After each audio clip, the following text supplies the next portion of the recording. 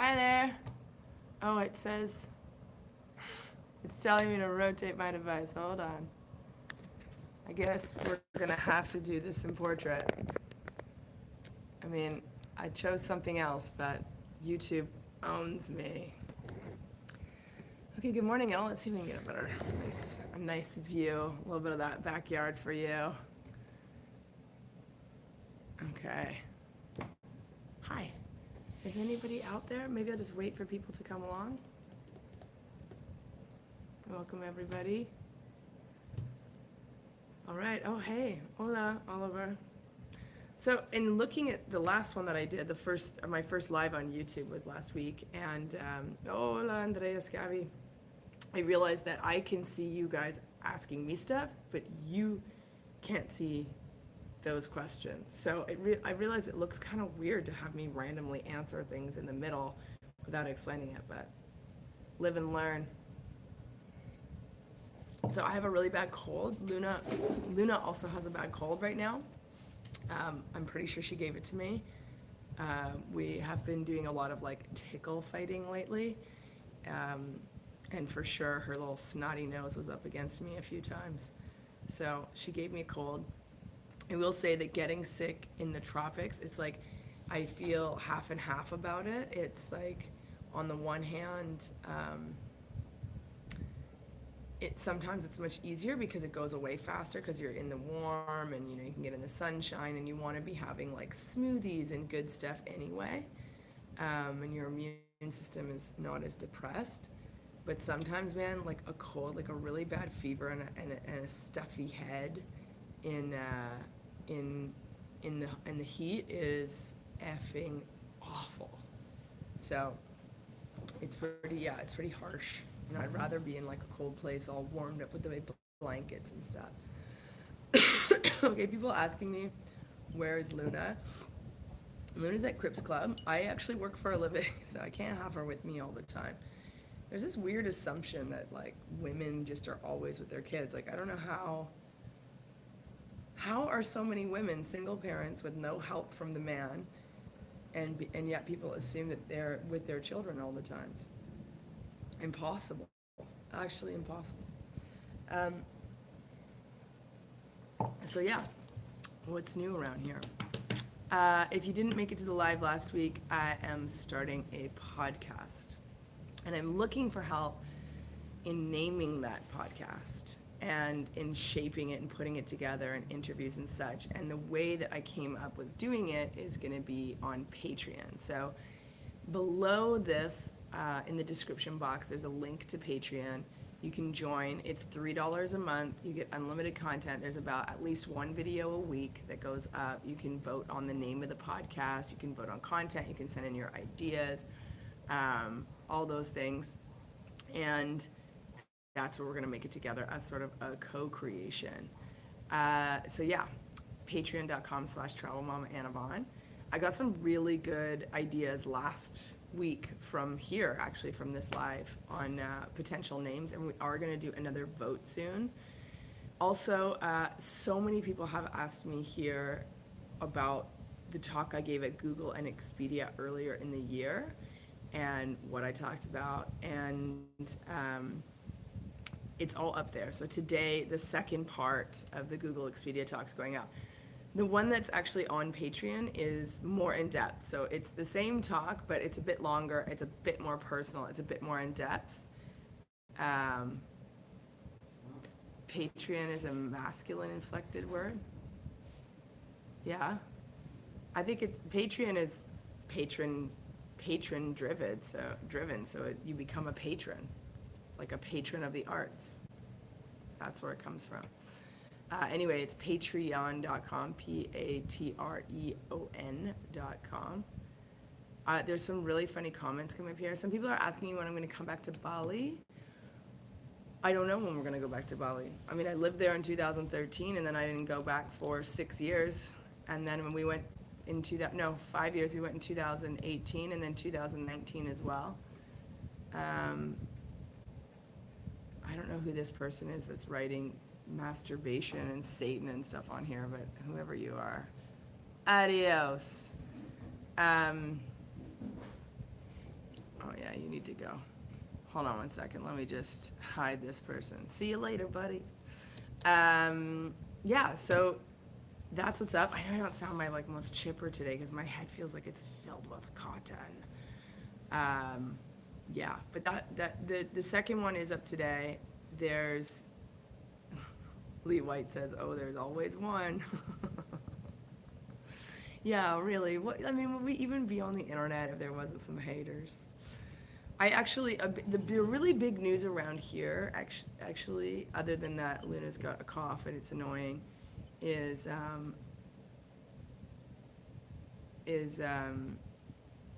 went off Instagram, and it's funny because I've been thinking about going off Instagram for a long time. So the Instagram account still exists, but I don't actually personally handle it anymore. My amazing assistant Diana handles everything.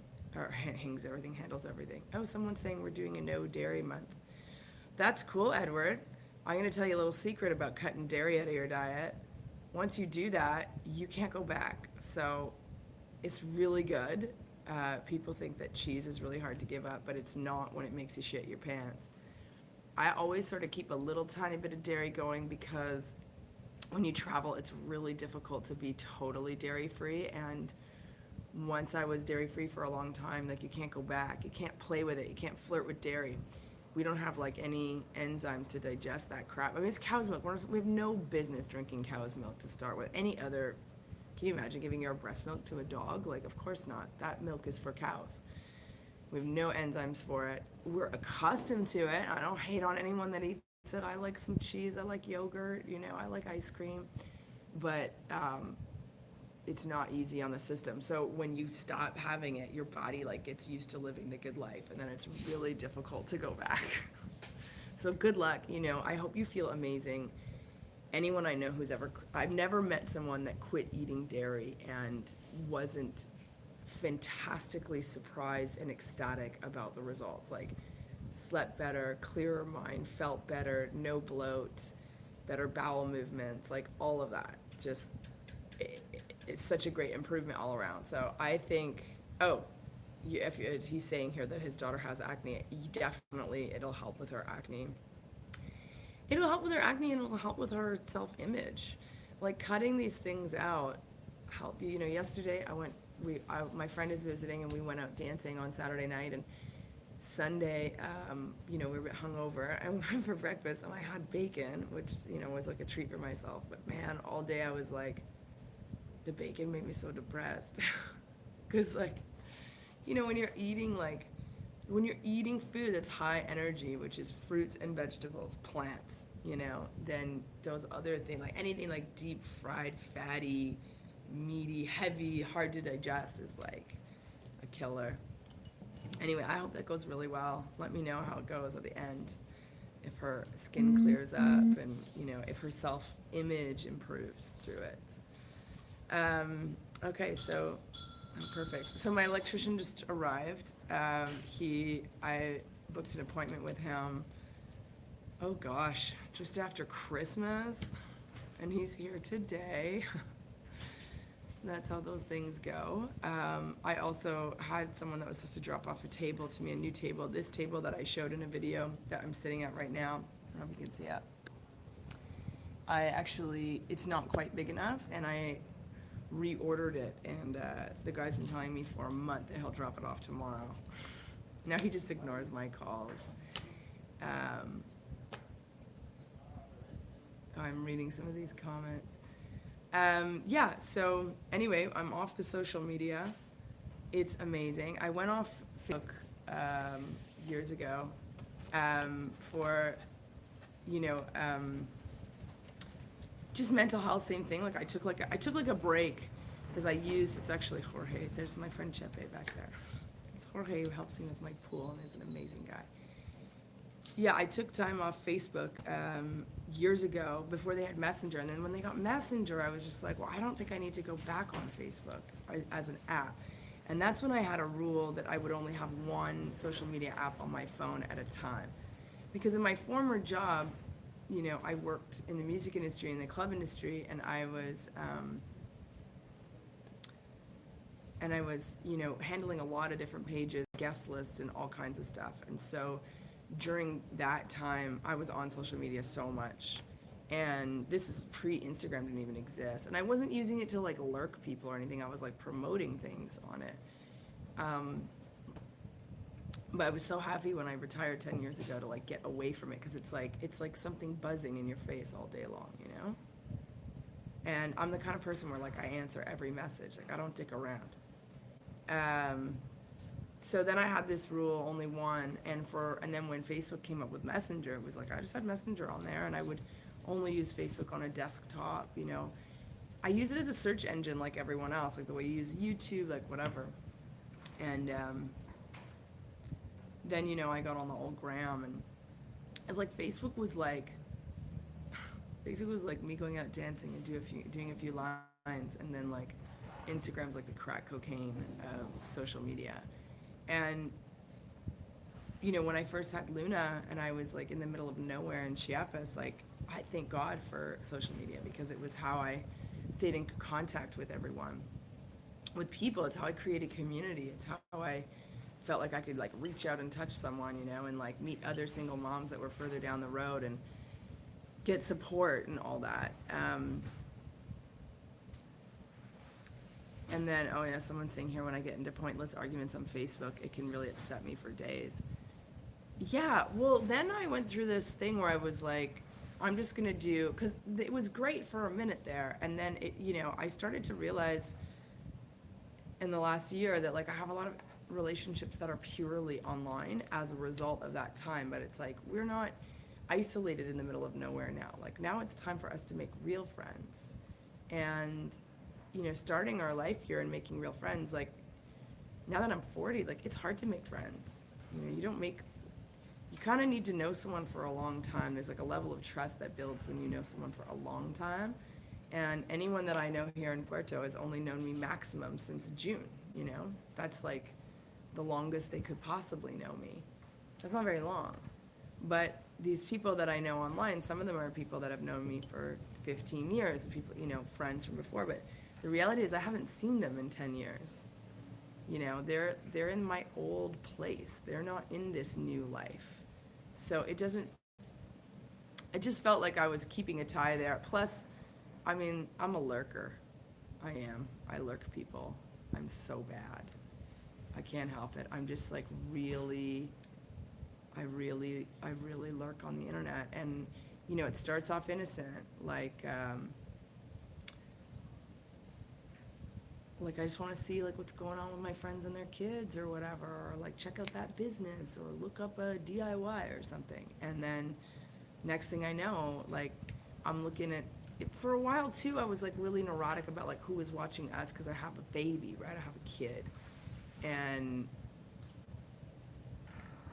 then I like would watch and see who's watching our stuff to kind of keep things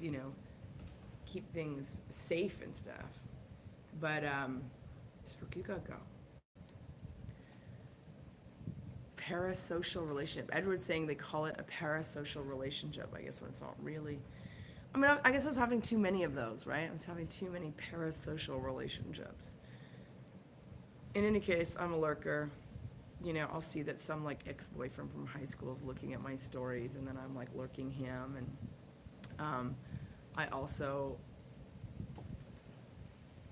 I don't do so much compare and despair. That's something that I've heard a lot of my friends say, that they would look on, they took a break because they were looking online and they would see that people were like getting married and having babies and making $1 million. And they're like, oh, I'm not doing those things. My life's not that good. And then it would make them feel bad about themselves.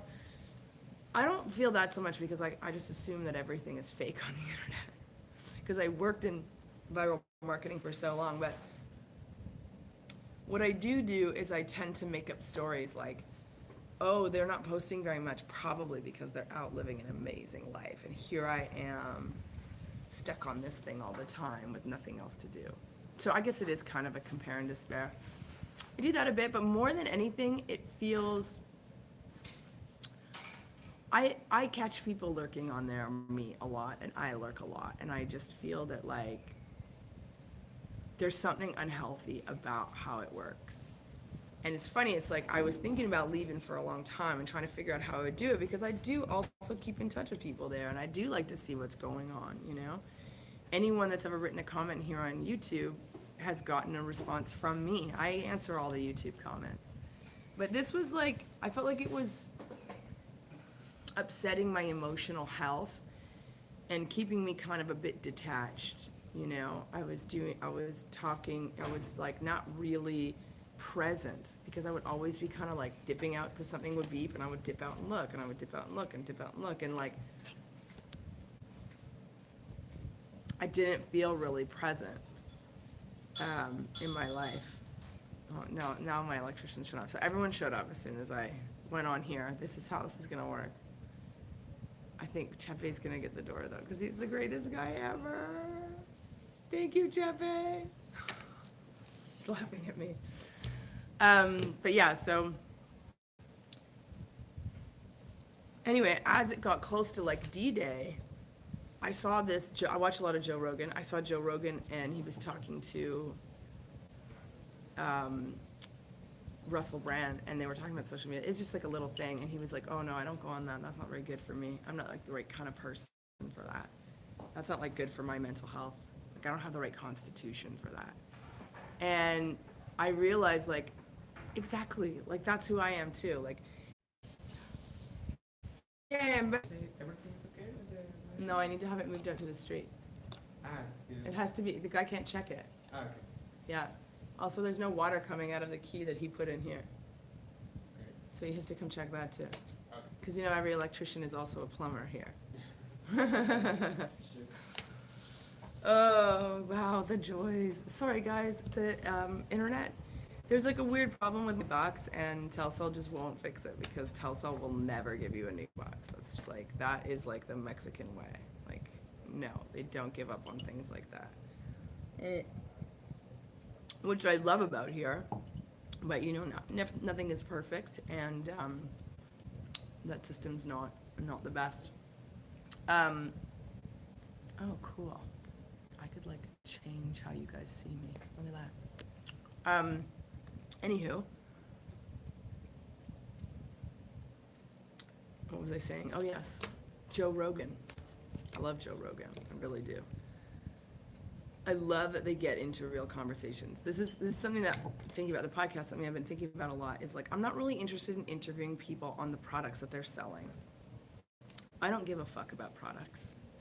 I don't care at all. It's made things really challenging with our platform, because what I've come to realize is that most people put out these platforms so they can get things. And sometimes people pitch me on things that I'm like, wow, that's cool. That would really enhance our life in some way. Like someone just wrote to me about it's like an air fryer / dehydrator / rotisserie that's like really low and it like uses very little bits of energy, and it's really compact. And I was like, that could really change our life, like making our own dehydrated chips, and you know, an air fryer for Luna who loves French fries. But yeah, most people don't ship to Mexico anyway. And most of the shit that people are hawking is stuff I don't need. I don't need any of that stuff. You know, or I find out that it's coming from Mexico, shipped to the States, repackaged for 50 times the price, and sold back. And like, yeah, I don't want to get in on that. So most of the stuff, or drop shipping, which all comes from China, and it's all like really bad quality. So that's not going to work for any of us either. Hola, buenas tardes. Look how great Chefe's being such a good friend. He's here painting another mural in the house. So if you follow our channel, Chepe did the first mural, Ocean and Raul did the second one, and now Chepe's coming here to paint. You might not be able to see, but like, this is the ugliest wall in the house. It's where we hang the laundry. But because I sit out here, it's one that we see a lot, and I don't want him to... hold on one second, let me see. ¿Todo bien? Sí. ¿Sí? No, ya se cree. Bueno, gracias. El hombre se viene de CPE y me dice que es muy caliente allá. Hay mucho calor que viene de la meteorol. Es nuevo una. Pero él me dice que un persona electricista de viene por checar y que necesita que se mueve a la calle. Pero no sé si es en grande trabaja o qué. Ok, bueno, gracias. Gracias, Chepi. There we go. Now you guys know what I'm doing with all the electrician in the house. There's also like for us to water the garden, there's like a opening to the water here. It's not working. It's just like whatever. Things that happen when you own a house. Everybody has these things. Anyway, he's gonna do a mural out here all in one color, and it's gonna like kind of bring the inside through to the outside, and it's the last mural I'm getting done. But Chepe's visiting for the week. We're also good friends. We became good friends through this mural situation, and you know, these are the things that I think about, like, oh, well, I found Chepe on Instagram, you know, and then we became friends, and yes, but I think I could have probably found him by contacting him by email. I could have searched him online. I mean, he has a website, you know. Ocean was recommended to me by an Airbnb guest who stayed here. And yeah, I started thinking more and more about like that Russell Brand thing really spoke to me. I don't feel like anyone that's been through traumatic experience, abuse recovery, 12-step program, I don't feel social media is really that great for us.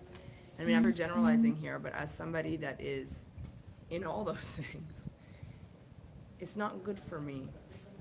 It's like, it's easy for me to pervert those things and turn them into something negative, something to put myself down with or to judge other people with. I don't like being watched by former lovers, and that happens a lot on there. And also, I don't like blocking. It feels aggressive. Like, I have this feeling that, like, this is something I'm putting out publicly, right? So if you don't like people looking at it, don't put it out publicly. Control what they see rather than blocking. I don't know, it feels, blocking to me feels like it's a last resort, and it's something that you have to do something to get blocked for me. Like, you need to be rude. You know, there's somebody writing these comments here, and he was being rude, so I got rid of him. But it feels aggressive to do just because I'm mad, and it's a kind of a pussy move.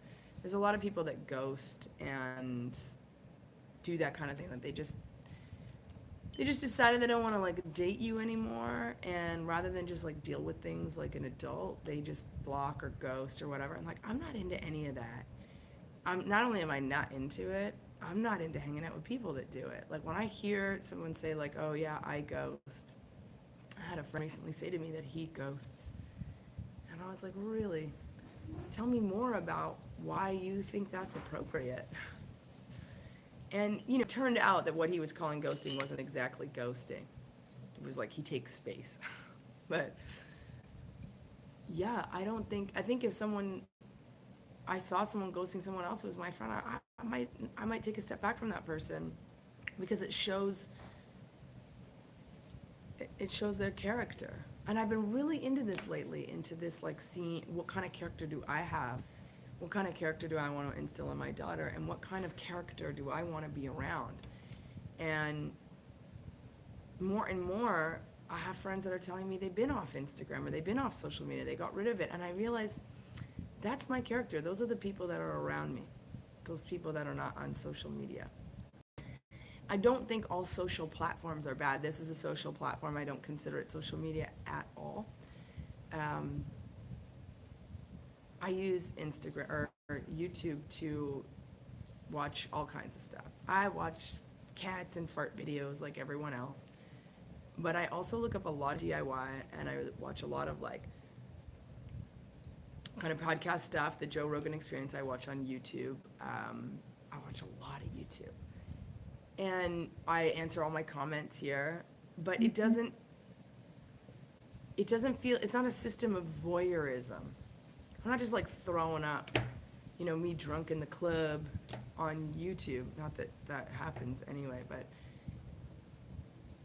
YouTube is like, you know, it's a curated thing. And I've been thinking about that a lot lately, like curating my life. Like, I'm in my 40s, I'm a single mom.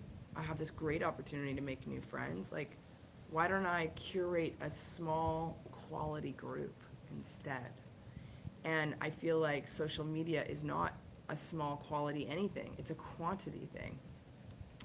So after I went off Instagram, which I was like, okay, we'll do a week, see how that feels, see if we'll rejig. I mean, my assistant Diana and I came up with like a strategy around it. It's not that easy to get off one when you have a big one like I do. And when you also, run a YouTube channel and like you're kind of a business too, you have a profile. It's not that easy. So I realized I did this little trip up to Guadalajara, and I realized that I will be on Instagram every time we travel from now on, because not being on it traveling was awful. I wanted to take so many more photos and videos. Diana is still posting on my behalf. I send her stuff, she puts it up, so people are still there. She also sends me like the mail, so when people write to me, I still get the mail, the stuff that's important. And she answers on my behalf, and she communicates with me what's important, and she's really smart and knows what she's doing, and I just default to her.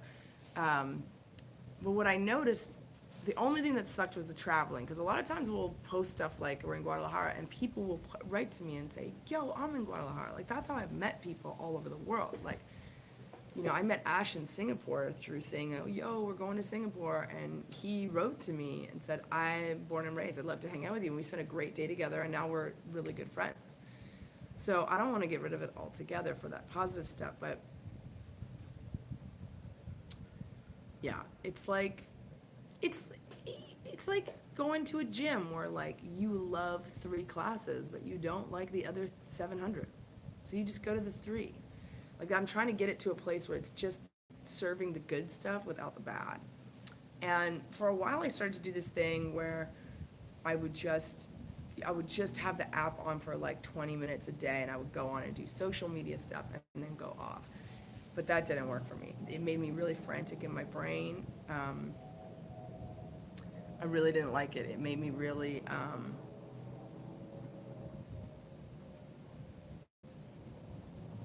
it was just really, it was awful. It was just very, very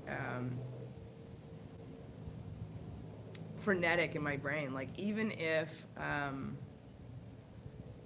it was positive, my experience, there's something about it that made me feel like I was walking into the high school cafeteria for 15 minutes, getting my food and running out, like, I can't think of a place that's more fraught with social danger than a high school cafeteria, and it felt like that. It felt like, oh, I don't want to like have the mean girls talk to me or whatever, and that shit is on there. Like, now that like, we're living the vida loca down here, and and it's winter, there's all these like gargoyles from my past that pop up, and I also look at them, like the mean girls in high school, I find them, I see them watching me sometimes too, and I don't like it. I also don't want people to look at what we're doing and compare and despair. Like, we have our struggles too, I just don't publicize them to the world. People are writing into me, are you still running an Airbnb? That's right, I am. We're booked up till April. Yeah. What else? So now that I've been off Instagram, this is a funny thing. So I really believe that like when you're doing the right thing, the universe will show you, right? And when you're doing the wrong thing, the universe will show you too. So like the flow of it, like when the flow is right, it's just really easy. And then when, the tricky part is figuring out when you have obstacles in your path you have to overcome, and when it's like a no, switch route. That's the tricky part of life. Anyway, I started just, as I was leading up to going off, I started hearing, these like celebrity people talking about how they're not on Instagram. And then I went off it, and it was insane, the difference. The difference was so good. Like, suddenly I just had like all these, I have more creative ideas. I came up with the idea to do the Patreon. I was like, I need to do a podcast. I feel like I have more space. I feel more present with my kid. Like, when I'm with her, I'm not just like always a bit on my phone. And more importantly, I don't feel space with it. So like, if I'm waiting, like, let's say I'm waiting for an appointment outside a doctor's office. I'm just like scrolling on Instagram. I do stuff with that time, or I take a book with me now. Before I was like, oh, I never have time to read. Well, it turns out I have little bits of time all throughout the day that I was using for Instagram. I don't like take my phone to the bathroom with me anymore. My phone is a boring place to hang out now. It does stuff, but I don't want to hang out there. And then recently I saw another Joe Rogan podcast with Kevin Hart, and he was talking about how he didn't, he felt like he was on his phone too much, and that he needed to get the control back where like he could put it down, and that he puts it down with his family and stuff, and he doesn't go on it. And he's like a very well thought out, very high performance individual who is obviously on his phone a lot. And he just got to this place where he was like, it feels like it controls me more than I control it. And that is exactly how I felt. And he actually said in the interview, it was killing my creativity. And after that, I was like, that's exactly how I felt going on Instagram. And now I feel like, my ego likes it a little bit too, because now I can be like, oh, I'm not on social media anymore. I like that. And I think it's really important to do these cleanses. I don't think, I might not be gone forever. I hope that Instagram does what Facebook did, which is create like a messenger app so you can do your messages. I would love to be able to get my messages still. The same thing, I went off Facebook because it was like this thing buzzing in my head, like there was too many news feeds and too many whatever. And I'm a person that has, at the time I had the 5,000 friends, and then, we have like 12,000 on the page, and then the Instagram's got over 30,000. Mine doesn't just send me a message a day. It's hundreds of messages, plus like dinging and notifications and birthdays and whatever. And it was so nice to just have Messenger kind of streamline it for me. And I still go on Facebook because I go on there as a desktop app. I still look at things. Oh, sorry. I'm so tired because I have this cold. But yeah, I think it's interesting that now this is like the universe giving me these little signposts. Now it's like I keep seeing people talk about how they're off it. And once I started talking about it, my friend Chad came to visit, and he goes, well, I've been off it now for like 10 months. I just closed my account. He just had a small personal account. And he was like, I just closed it up. And that was it. And I thought that was cool. Someone's asking me here, how do I prefer people reach out to you off YouTube? Well, the comments on YouTube is the way to get a hold of me. Anybody that writes to me, Diana will get me the message if it's personal, and we'll figure out another way to talk to you. My actual friends who are all writing to me on Instagram forever, they've all just like moved on to my phone number and using my WhatsApp. But I was communicating today with a brand that wants to work with us. It's actually kind of cool, out of Asia, that I really like. And I want to talk to them a bit more. We're talking in email today, Yeah, so other people are saying they're also on YouTube the most. Yeah, I'm on YouTube the most as well, but it's like, first of all, I don't look at YouTube in bite sizes, like these little micro bites where like I'm waiting for a bus and I'm on YouTube for less than a minute, but I was doing that with Instagram.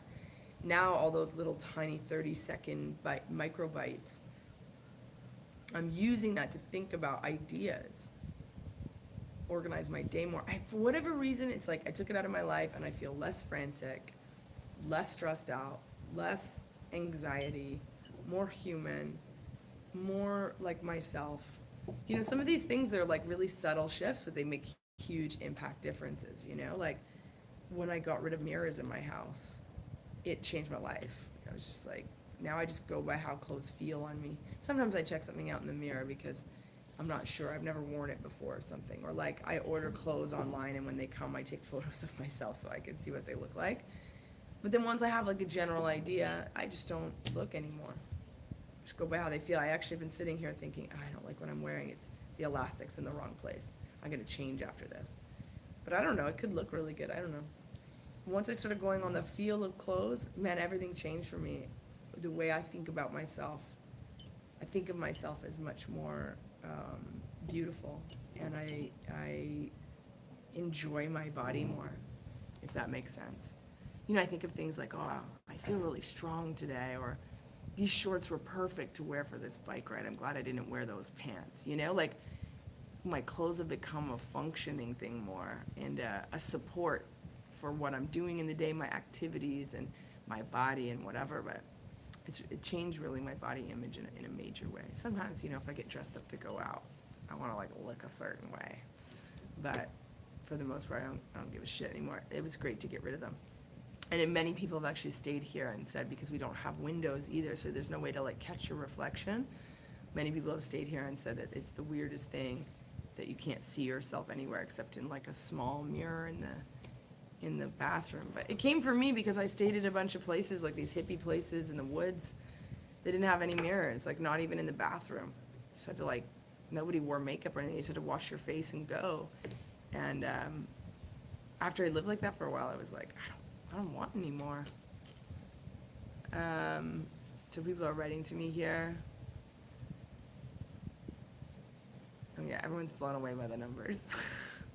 Well, I think that's the thing. It's like once you get to this, it's weird. It's like everyone's trying to get as social as possible, but then once it gets really big, it gets a bit out of hand. And I mean, I can only imagine that like these celebrity ones that are like I always think like, how do the Kardashians do their own social media? Because those ladies are like actually on their social media. Like, how do they do it with all those people? Like, I have a hard time with 30,000. Like, how are they dealing with millions? So yeah. So I do still answer everything here. And, the idea is that people in our Patreon, oh, hey, John O'Neill. Hey, John, someone I know in real life that I met online. Yeah, the idea is that, like, Patreon is going to be where we talk, and YouTube is going to be where we talk. Because in these platforms, we're talking about ideas and about improving our lives and being a real community. Social media, it wasn't that for me. It was more like bragging, selling, pretending, lurking, looking in without people knowing. That's what I felt like I was participating in on a whole. And I agree with Russell Brand. It's not good for people like me. Okay, so having said all that, I was going to talk a little bit about politics, but I feel like I have to go. It's been 40 minutes. But I will just quickly say that I have been following the story of caravans coming from Guatemala over Mexican borders, and someone's asking me about, have you felt have you ever felt the difference of your life being in flow with synchronicities happening versus being out of flow and more difficult? Absolutely. I mean, it was very clear when we lived in Guatemala that it was like everything was difficult there. It was like I couldn't get a good friend group going. I couldn't get a proper yoga thing going. It's like no matter what I started, it just went to shit there. Every time I finally made a really good friend, they would leave. I couldn't get people to come visit me, even though people went to Guatemala. They just like wouldn't come to where I was. Like, it was, to me, it was really clear that it was just like, it was so, every step was extra work. And it was really clear to me that that was because of where I was, and that it just like, it wasn't flowing for me. That wasn't us. And then as soon as we came here, it was like, basically everybody I've met is awesome. I've made like 99% of the people I've met, I've retained as friends. It's been really easy. It's flowed really easy. I'm not saying that I have like all the luck in the world here, but I can tell that we're supposed to be here, and I can tell that we weren't supposed to be there.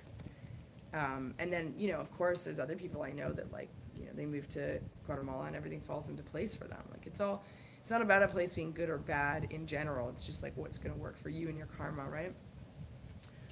So lastly, yeah, I have been watching this story about migrants going over the border into Mexico, and I just want to say a couple of things about this story. Is one, this problem is being created by the United States exclusively. The U.S. has threatened Mexico in import taxes, that they're going to fuck with them on everything they're importing if they don't get down there and hold that border down and not let these Guatemalans come in. So, Mexicans are down there not wanting to be there at all, and it's causing trouble. It's causing trouble between Guatemala and Mexico. And I always think, like, this is how it happens. It's like the states pressure somebody to fight their battle for them, and then next thing you know, Mexico and Guatemala are going to be at war with each other, and they're going to be like, oh, this has nothing to do with us. I know as a Canadian that, the United States is our number one trading partner because they're right next door and they have, like, what, 10 times the population? So with Mexico and the US, like, Mexico has half the population of the US, but it's got to be their number one trading partner too. Like, you can't have your next door neighbor say to you, yo, the neighbor on the other side, like when you do all your work with them and they're like, yo, I don't want that guy coming over. You have a wall with him. Can you just deal with it for me? Like, of course you're going to go do it because you have all your eggs in this basket. And I just really hope that both Guatemala and Mexico can make decisions with that idea in mind, because this is something that the U.S. has done all over Latin America forever. And someone's saying we should be the three amigos. Nobody's friends with the United States. The United States is not friends with anyone. They're like a narcissist cokehead. You can't be friends with somebody like that. I think Canada and Mexico should definitely form better relationships. But also, Mexico and Guatemala have such opportunity for trade, and they've never really strengthened those bonds. And I mean, I know that there are a lot of reasons why, historical reasons with Chiapas and stuff. And I am learning more about, like, sort of the minutia of why it's that way. But it's sad to see it. So that's the first thing I want to say is, like, it's really sad to see it because Mexico is known for its hospitality, and especially with immigrants. And a lot of what's being said by people in Guatemala is that they are so surprised that when they're getting to the Mexico border, they're getting this kind of like heavy pushback, I mean, they're pushing them back hard as if they're the States. So that sucks because these people are now forming an idea about Mexico that really has nothing to do with Mexico. This is the States pulling the strings. So that part really sucks. But the second part of the story that I really love reading is that there's guys down there in, like, riot gear, holding these people back, quite literally. It's savage. It's it's heavy. It's really heavy. And there's, like, these are families with little children and stuff that are, like, starving on the riverbank. It can't be easy to watch when you have a family and you're a human being and whatever. So I read a really great story recently where they were saying that 4,000 migrants were there. These are the numbers they used. And that the riot gear guys, managed to get 1,000 of them through the proper channels. And I loved hearing that. Like, when I heard that, I was like, that is the Mexico that I know and love. That these guys are down there and being told by, like, I mean, Trump is essentially, we talk about Kim Jong-un and stuff being super bad, but it's like, what's the difference? Like, he's a dictator, like every other dictator. And, here he's there, like, get these, dirty, whatever. He's, like, dehumanizing people and whatnot. And I love hearing that the guys that are down there, like, okay, Sarge, we'll go down there because you're threatening us if we don't go. That they're down there being like, hey, psst, come over. If you go this way and you ask over there and you ask for Raul, he's going to help you get papers and come in. Because the Mexican government's already said that they have no problem with people coming to Mexico and setting up shop here. Obviously the issue is that they're just passing through and it's the next stop. But, the U.S. has more money than anyone, and they have enough money to fight this battle if they want to fight it. I hope that Mexico starts to maybe look elsewhere for those trade deals that they have with the States and, get out of those deals. And I hope Canada does the same. And that way we can't be bullied, into these things, into these battles we don't want to do. I mean, in Canada, we're having a big battle with China now because the U.S. threatened us. And we're like, you have to hold down our law, where we can arrest people that they have warrants out from the States in Canada and vice versa. and we put the head of Huawei phones in jail, and now, like, we're having all these problems with China and won't trade with us anymore. And it's like, we don't even give a shit. Like, what are we? And then Trump goes, oh, no, I'm not going to do anything about it now. So, like, we take the hit for him. And that can last, who knows? That could last, like, a whole generation, that problem with China. Well, people are writing in all kinds of stuff in favor of Mexico getting out of their U.S. deals. Yeah, I mean, the U.S. has shit on Mexico for a long time, and it's very apparent here in a lot of ways, socially, economically, in a lot of ways. Like, this has been the U.S.'s toilet for generations, and I feel there's a new Mexico emerging with this new president, a Mexico that's not letting foreigners buy every piece of land along the water, that is starting to make moves that are more Mexican and less reactions to pressure from outside forces. And I like that Mexico. That's the reason I live here, is for that, the real Mexican heart of the place. And it's sad because I see Guatemala and Mexico as neighbors, as real neighbors. And it sucks that this is going on. It's like pitting neighbor against neighbor, Anyway, that's the story I've been following on my Google Alerts. And I'm going to go now. Other people are saying, I got to go work. It's been like almost an hour. But I love doing these talks with you guys. And there's more up on the Patreon today, the last part of the Google Talk, and you can join the Patreon below is the link. And yeah, I'll be doing a live here every Monday. We're delayed on our video for this week because we had some technical difficulties on this end, but it'll be up by tomorrow. Anyway, see you guys later, and have a really good day. Have a great week.